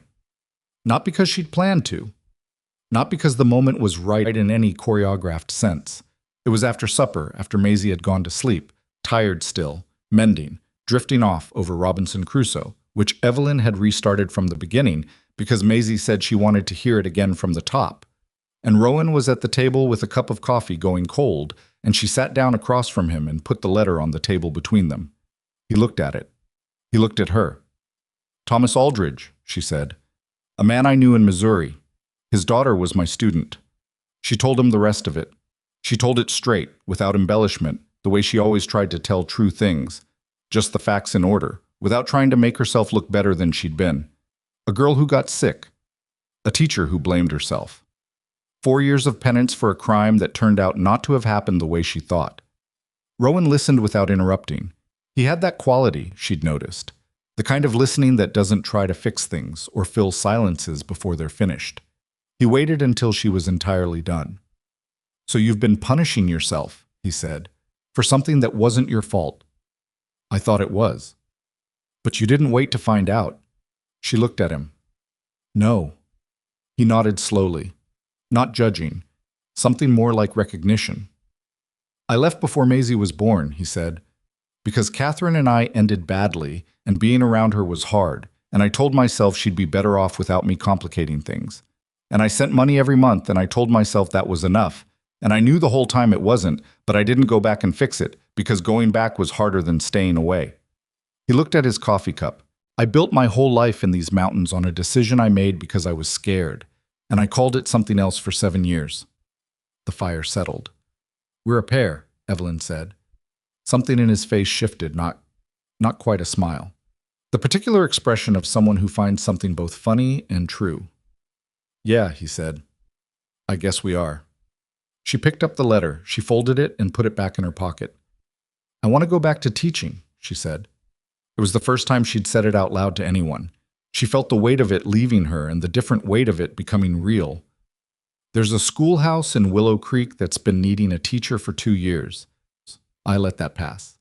I don't want to let it pass again. Then don't, he said, simply. It means more time in town, more time away from... She stopped. She wasn't sure what to call the thing she was gesturing at. This, the cabin, the arrangement, the three of them.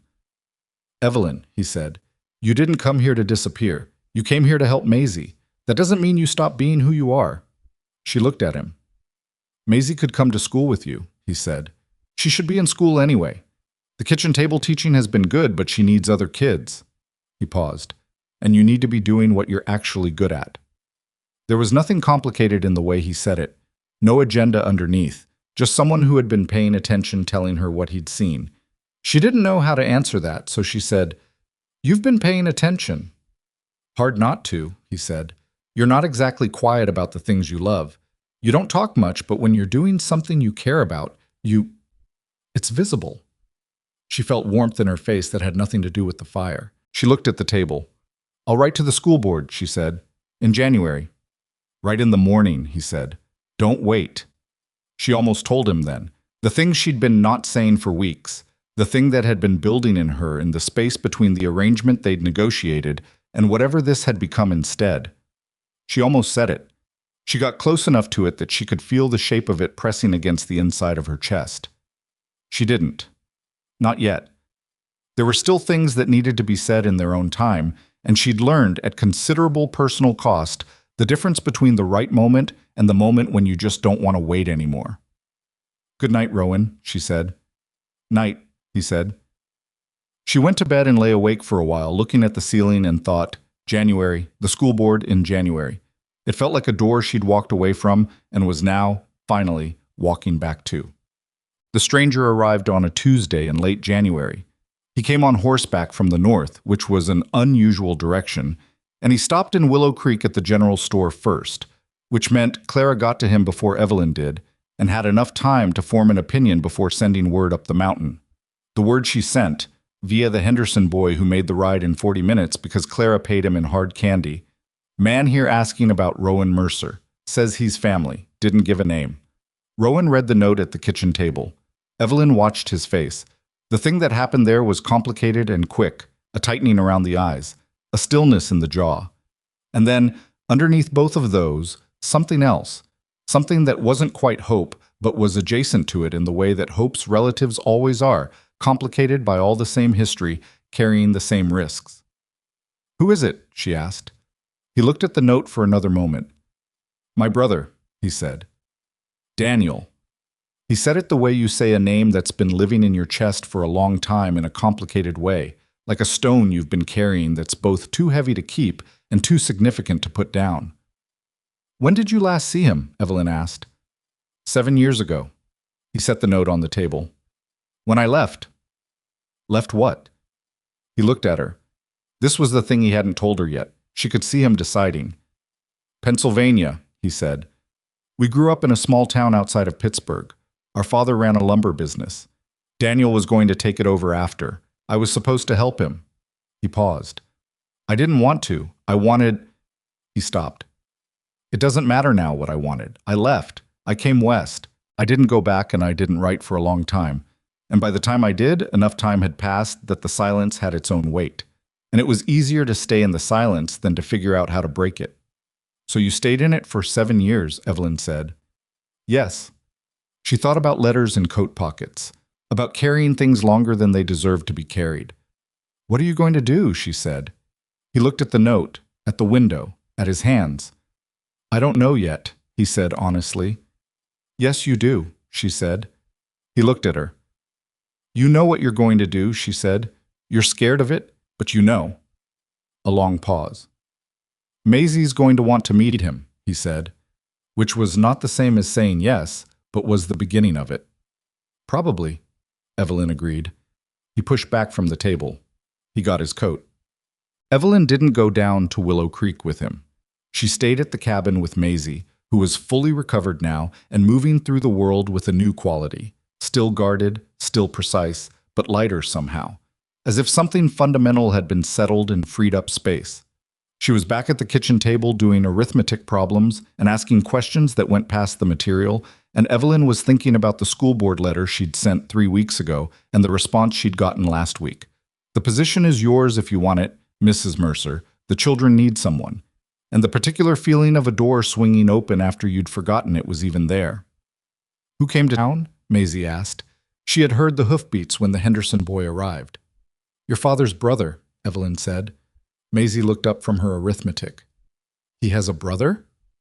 "It sounds like it." "Why hasn't he said anything about him?" Evelyn considered how to answer this honestly without overcomplicating it. "Some relationships get put on a shelf for a while," she said.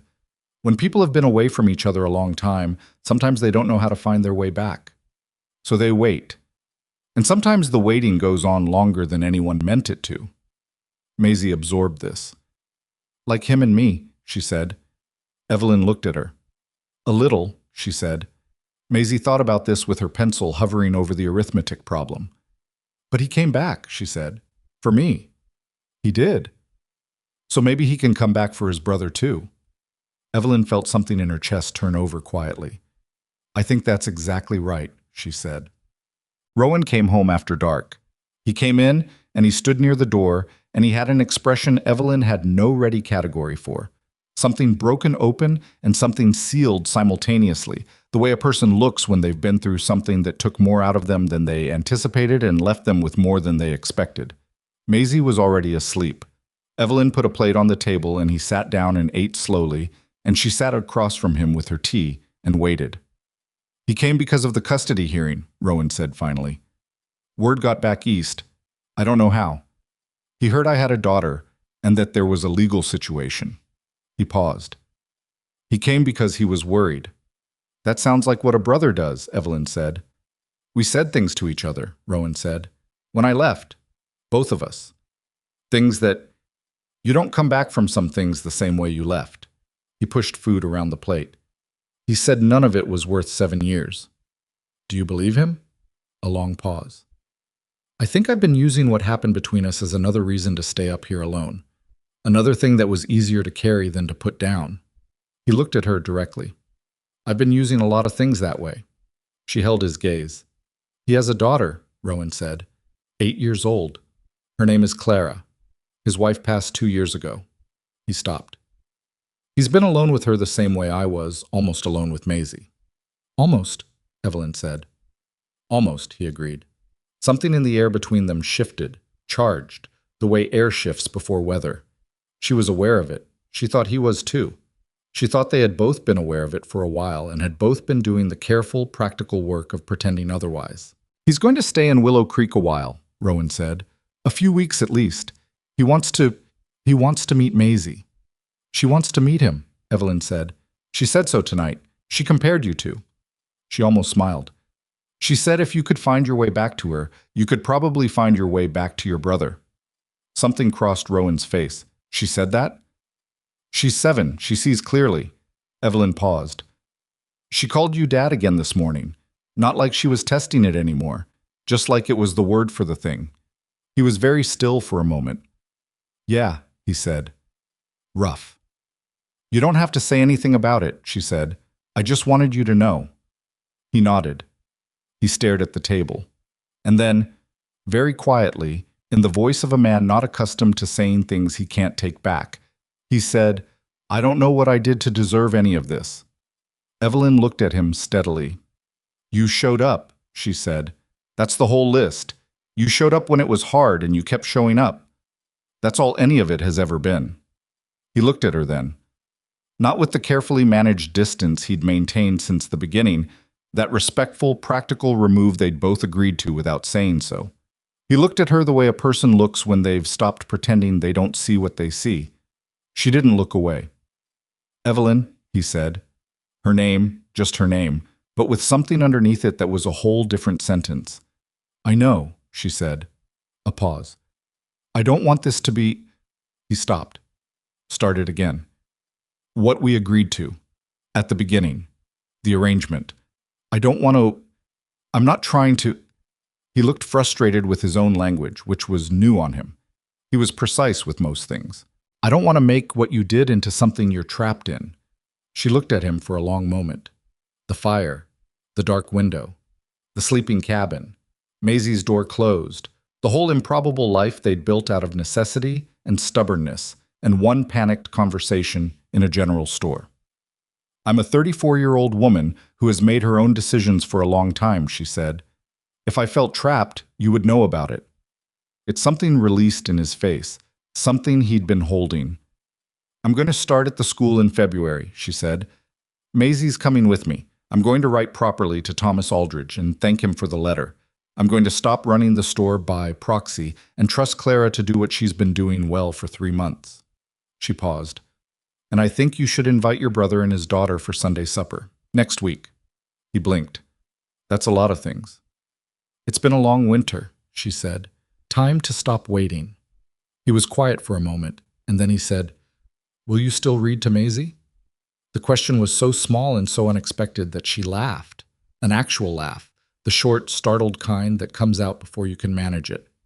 Yes, Rowan, I will still read to Maisie. I'm asking because she's going to want you to, not because— He stopped. She's going to be upset if that changes. It won't change, Evelyn said. He nodded, satisfied, and looked at his plate with the expression of a man who has just done something difficult and is trying not to show that he knows it. She stood up and took her cup to the wash basin and stood there a moment with her back to him, looking at the dark square of the window, at her own reflection ghosted in the glass. She thought about Emma Aldridge teaching school in Colorado. She thought about the Willow Creek schoolhouse that had been empty for 2 years. She thought about Maisie at the kitchen table asking questions that went past the material. She thought about Daniel Mercer riding north from Pennsylvania because he'd heard his brother was in trouble and decided that 7 years of silence was less important than showing up. She thought about all the doors she'd walked away from and the one she'd walked into instead on a Thursday afternoon in November because a man had come into her store with desperation in his eyes and she'd chosen something other than fear.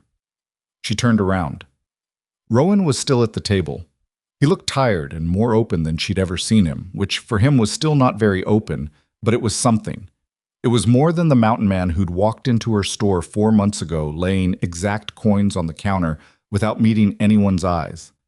Get some sleep, she said. We have a full week ahead. He nodded. He stood. He carried his plate to the wash basin with the careful domesticity that had surprised her at first and no longer did. This man who lived alone in mountains and also washed his own dishes without being asked, who built sound roofs and read Maisie's moods with more accuracy than he ever gave himself credit for. She stepped aside to let him pass, and he stopped, very briefly, close enough that she could have reached out and touched his arm. He didn't say anything. She didn't either. But the distance between them was different than it had been at the beginning. Something had gone out of it that had been keeping things at bay. Something provisional, something that had said this might not last. And what was left was more honest and therefore more frightening. And also, underneath the fright, more solid than anything either of them had been standing on in a very long time. He went to his room. She stood at the window. She looked out at the mountains, dark against the dark sky, permanent and patient, holding all of this in their blind and indifferent way. She put her hand on the glass. It was cold. Outside, the snow lay quiet over everything, and the stars were out for the first time in days, and the world was very still. Somewhere in the pines, an owl called once and then went silent. February was coming. The school. The children. Daniel Mercer and a niece named Clara sitting around a Sunday table. Maisie asking questions that needed a classroom, not just a kitchen. Rowan finding his way back to his brother, the same slow, imperfect way he'd found his way to his daughter. And a letter she still needed to write to a man in Missouri who had tried to hand her back something she'd thrown away 4 years ago. She took her hand off the glass. She went to bed. She slept, for the first time in months, without waking until morning. The first Sunday supper happened on a February afternoon when the snow was still deep, but the light had changed. That almost imperceptible shift that comes in the second month of the year, when the days begin to lengthen and something in the air acknowledges, cautiously, that winter is not permanent. Daniel Mercer arrived at the cabin with his daughter Clara at noon, and the first thing Clara did when she came through the door was look at Maisie with the direct, evaluating stare that 8-year-olds use on each other. Not unfriendly, just honest, and say, "Your hair is longer than mine." Maisie looked at her with equal assessment. "Yours is curlier." A pause.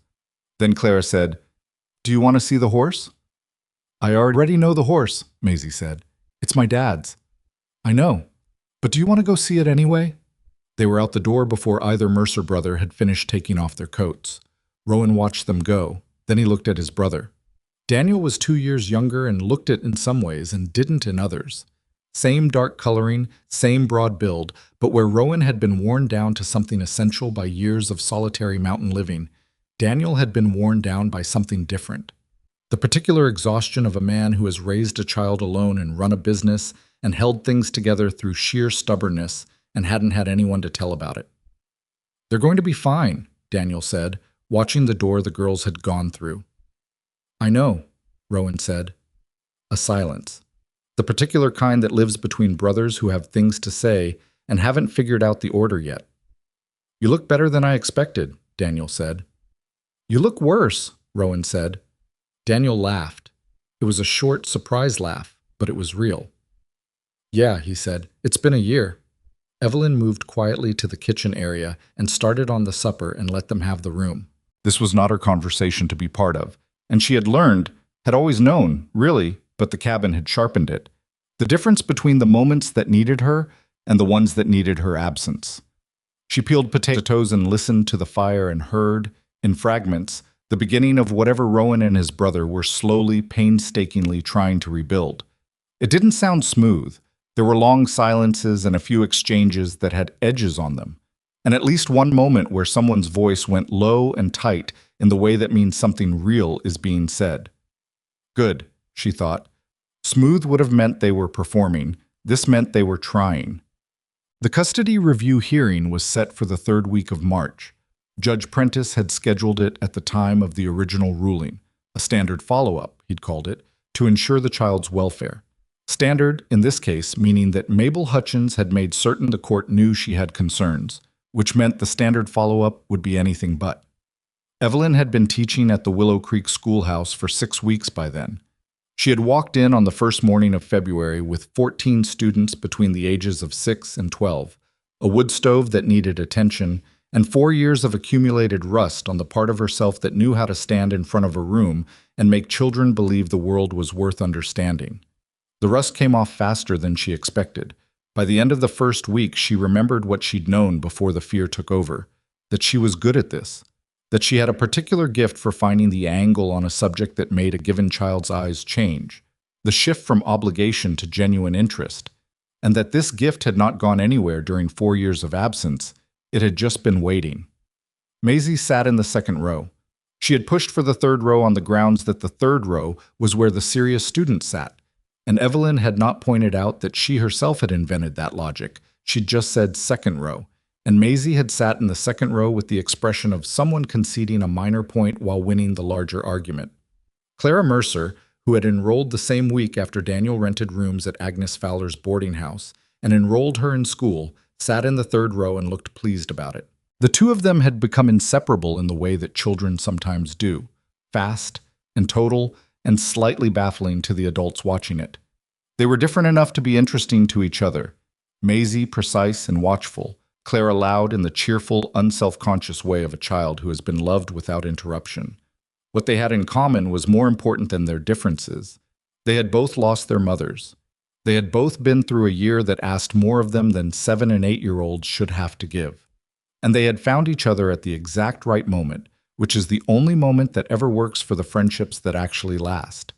Evelyn watched them together and thought about what it costs a child to lose the thing they're supposed to be able to count on, and what it means when they find, in a completely unexpected place, something solid enough to lean on. She thought she understood that fairly personally by now. Mabel Hutchins came to see her the week before the hearing. She came to the schoolhouse, not to the store or the cabin, which Evelyn thought was deliberate. Coming to the schoolhouse meant coming on Evelyn's territory, which was either a concession or a strategy, and with Mabel it was sometimes hard to tell which. The children had gone home for the day. Evelyn was at the board, erasing the afternoon's geography lesson, when she heard the door and turned. Mabel looked different in the schoolhouse than she did in the spaces she usually occupied. less certain, somehow. The particular authority she wore like a coat seemed to fit differently here. "I won't take long," Mabel said. "All right," Evelyn said. She set down the eraser and waited. Mabel looked around the room, the neat rows of desks, the maps Evelyn had pinned to the walls, the shelf of books along the back that had expanded as Evelyn brought down more from the cabin. She looked at all of it with an expression that was doing something complicated. "I'm going to speak to Judge Prentice," Mabel said, "before the hearing." "I'd expect that," Evelyn said. "I'm going to tell him—" She stopped. She seemed to be working at something, the way you work at a knot that's pulled too tight. "I've been watching, since November.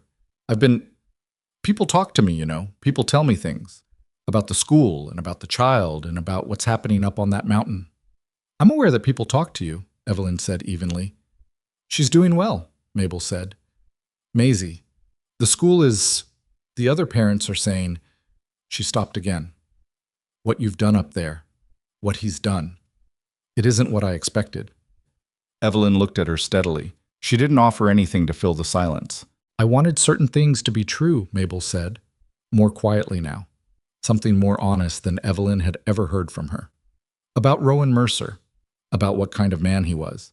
It was easier that way. And I convinced myself I was protecting the child when— She pressed her mouth closed. "I'm going to tell the judge what I've seen, honestly." Evelyn was quiet for a moment. "Mabel," she said, "why are you telling me this?" Mabel looked at her, something in her face that was very old and very tired. "Because I've been wrong before," she said. "And I'm old enough now to know what it costs to never say so." She left before Evelyn could respond, which was probably wise because Evelyn didn't have a response ready.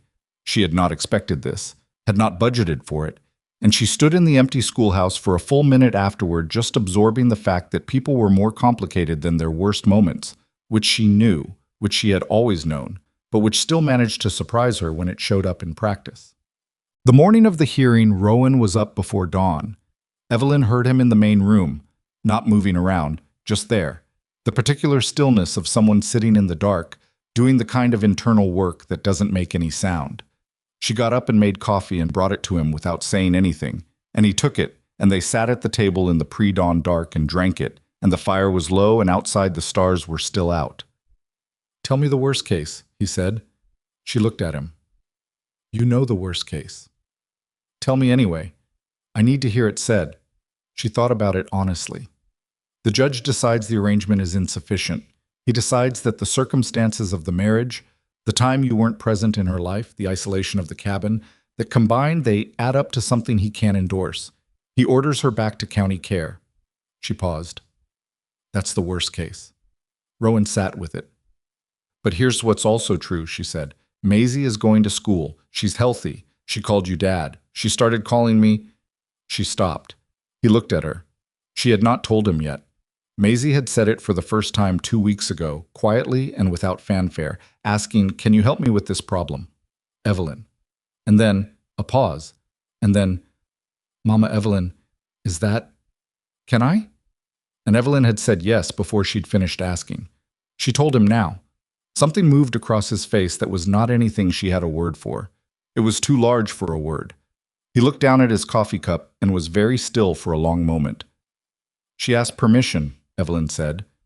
"She wanted to make sure it was all right." "What did you say?" "I said yes. Of course yes." He nodded. He looked up. His eyes were dry, but the effort of that was visible. "When that judge looks at us today," he said, "I want him to see what's actually there. Not what we prepared, not what we arranged, the real thing." "Then that's what we show him," Evelyn said. "Are you scared?" he asked. She thought about it honestly. "Yes," she said. "But I've been making decisions from fear for 4 years and I'm done with it.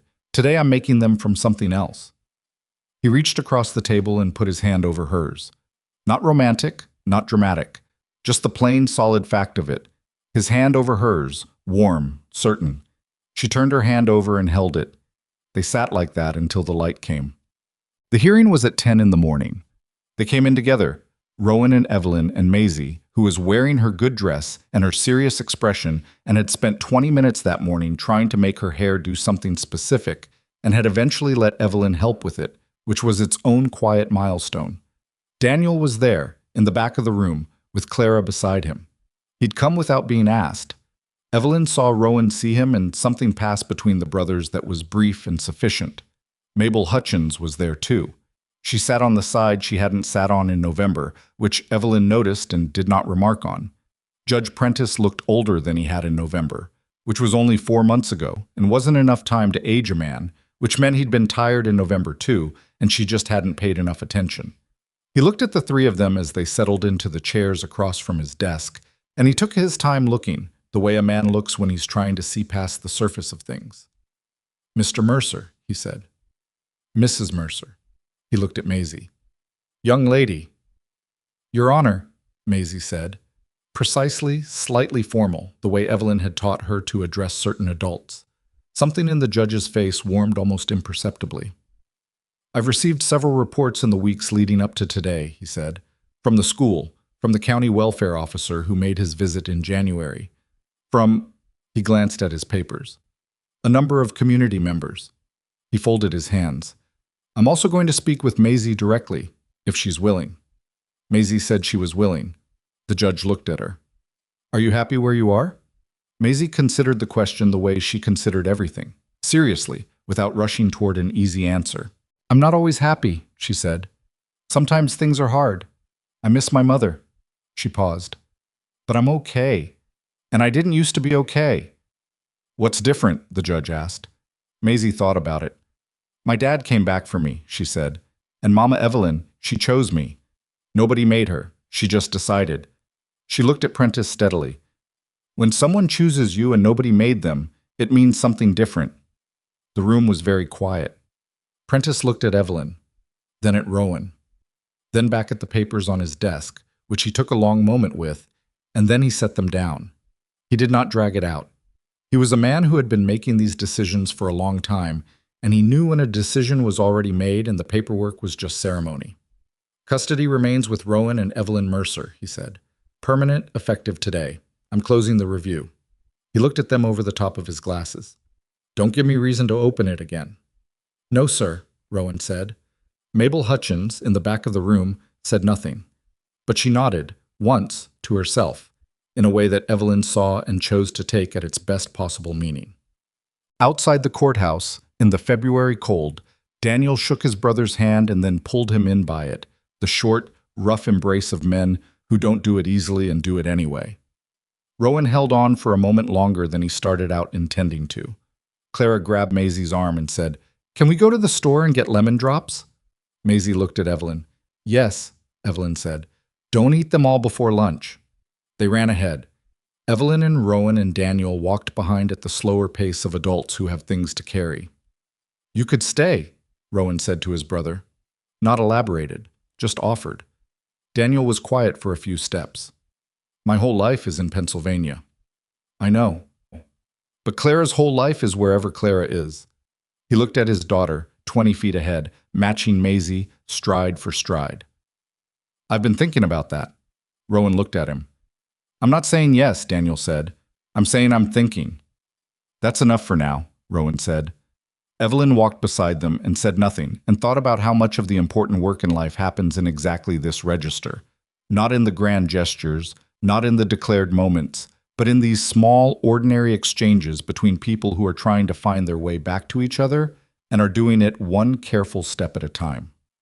That evening, after supper, after Daniel and Clara had gone back to the boarding house in town, after Maisie had fallen asleep with Robinson Crusoe open on her chest, they'd started it a third time, Maisie having declared it the only book that felt different every time. Evelyn sat at the kitchen table writing the letter to Thomas Aldridge that she'd been drafting in her head for weeks. She'd written 3 versions and thrown them all away. They'd all started with apology and circled back to it, and she'd finally understood that an apology wasn't what the letter needed to be. Thomas Aldridge hadn't written to receive one. He'd written to give something back. She wrote, "Dear Mr. Aldridge, thank you for finding me. Please tell Emma that I think of her often and that I am glad, more glad than I can say, that she is well and that she is teaching. I spent 4 years believing I had no right to stand in front of a classroom again. I understand now that I was wrong about that, and that the wrong I did myself did not make anyone else more right. I am teaching again in a small school in Wyoming Territory, and I have a daughter now, which I did not expect and which has taught me more than any degree or credential ever did. I think your daughter and I are, in some ways, in the same work. I hope someday she knows that the best teachers are not the ones who never fail their students. They are the ones who don't let the failing be the last word. She read it back. It wasn't perfect. It was true, which was better. She sealed it and set it by the door to post in the morning. Rowan came in from checking the horses. He always checked them last thing, the same nightly circuit, the same reliable ritual. And he stood in the doorway, shaking snow off his hat, and she looked at him from the table and he looked at her, and there it was again. The thing that had been in the room between them for months, not asking to be named, just present. "Come sit down," she said. He came and sat down. He put his hat on the table. "She's asleep," Evelyn said. "I know." I looked in.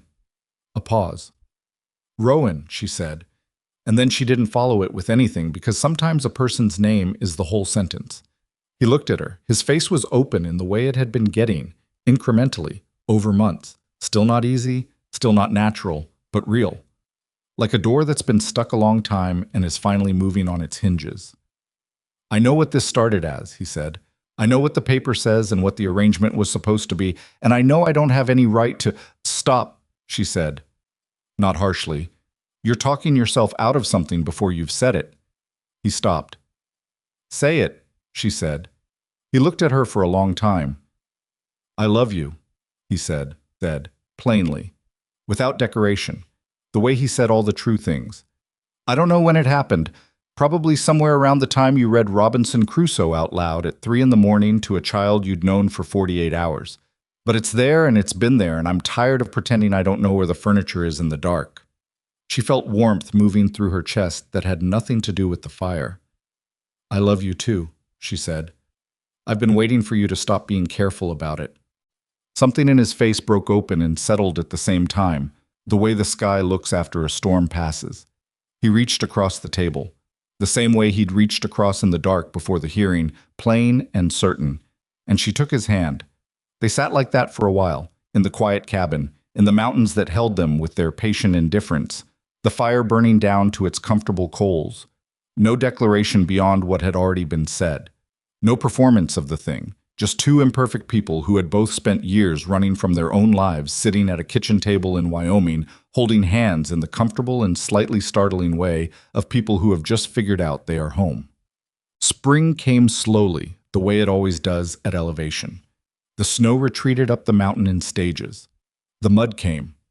The first green things appeared at the south-facing edges of the property, the tentative, almost apologetic green of early mountain spring. And Maisie found them first because Maisie found everything first. She had that quality, that close attention to the edges of things. "What's this one?" she asked Evelyn one morning, crouching near the base of a pine, pointing at something small and determined pushing up through the last of the snow. Evelyn crouched beside her. "Wild ginger," she said. "It blooms early, sometimes before anything else thinks it's safe to."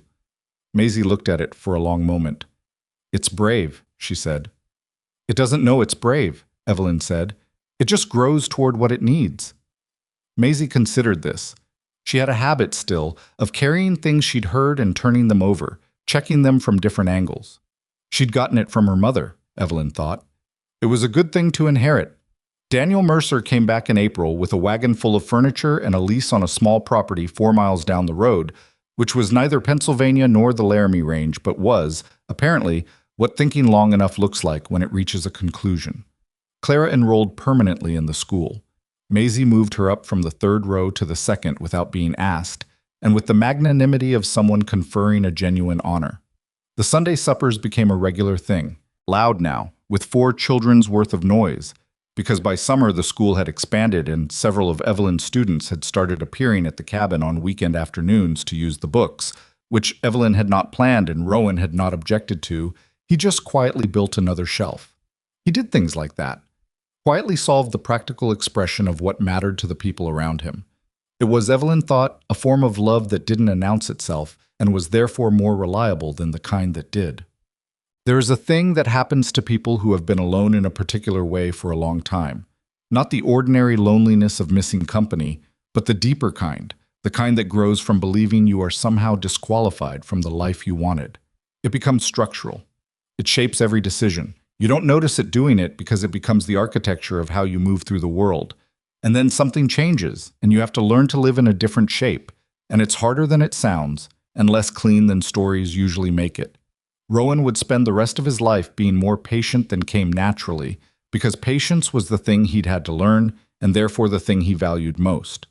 Evelyn would spend the rest of her life checking herself for the particular flavor of fear that made her small, because she'd learned to recognize it, and had learned at considerable cost that it lied. Maisie would grow up knowing that she had been chosen, not born into, not obligated, not legally assigned, chosen, by a woman who walked into a courthouse on a November afternoon and decided that someone else's child mattered more than her own caution. She would carry that knowledge the way you carry the best things, not as a weight, but as a kind of ballast, something that kept her upright in the hard years. And there were hard years. The story does not end with everything solved, because nothing ends that way. There were winters that were brutal and money that was tight, and a year when Rowan's trapping lines failed so badly they ate from the store credit and had to be honest with each other about fear in a way that tested something. There was a morning when Maisie was 15 and said something cruel to Evelyn in an argument and meant it, and then had to live with having meant it, which is a different and more instructive kind of hard than not meaning it. There was a summer Daniel almost left again and didn't, and the summer after when everyone understood why he'd stayed. But there was also this, a table that got louder every year. A schoolhouse that Evelyn ran for 11 years and that sent more children into the world literate and curious than the county board had ever expected from a one-room school in the mountains. A cabin that got added onto twice, the additions a little rough around the edges because Rowan built them himself with Daniel's help, and neither of them was a carpenter, but they were solid. They held. And there was Maisie, eventually grown, sitting at that same kitchen table where so many things had been decided, across from a woman she called Mama, telling her she'd been offered a teaching position. In Cheyenne, Maisie said. She was 22 and had her father's gray eyes and her mother's fine-boned face and something else besides, something that was entirely her own, a quality of clear-eyed steadiness that Evelyn had watched develop over 15 years and still sometimes caught her by surprise. It's a good school. They have a real library. Then take it, Evelyn said. You don't want me to stay closer? Evelyn looked at her. I want you to do the work you're meant to do, in the place where you can do it best. That's the whole list. Maisie looked at her for a long moment. You sound like you're quoting someone. Maybe I am, Evelyn said. Maybe I've been telling you that long enough it sounds like a quote. Maisie smiled. It was a good smile, the kind that meant something. I was going to take it anyway, she said. I know, Evelyn said. Outside, they could hear Rowan in the yard, talking to Daniel about something to do with the fence line, their voices carrying in the easy way of men who have long since run out of things to be careful around each other about. Clara's kids, 2 of them, both loud, were somewhere in the vicinity of the woodshed doing something that would probably need to be addressed. This was the life. Not the life anyone had planned. Not the life that looked, from the outside, like what people meant when they said they had everything they wanted, but real in the way that only the things you build from the wreckage are real, tested, particular, theirs. Maisie took the teaching job in Cheyenne. She was good at it the way Evelyn had been good at it. The same gift, different hands. She always told her students on the first day a version of the same thing. I'm going to teach you what I know, and then I'm going to teach you how to want to know more. The second one is harder and more important. She'd heard it first at a kitchen table, at 7 years old, eating oatmeal with dried apples on a morning when she still wasn't sure if any of this would last. She'd been waiting for it to disappear. It didn't disappear. That was the whole story, in the end. The thing that was supposed to be temporary turned out to be the most permanent thing any of them ever built. Not because it was easy. Not because they were the right people at the right time with everything in their favor. But because they kept showing up to it, badly and imperfectly, on the days when it was hard and on the days when it was harder, and because, slowly, without any announcement, they stopped being people who were waiting for the life they deserved and started being people who were living it. Home is not always the place you come from. Sometimes it's the place you almost didn't choose, built by people you almost didn't trust, in a life you almost decided you didn't deserve. And sometimes, if you stop being afraid long enough to let it, it turns out to be exactly where you were headed all along.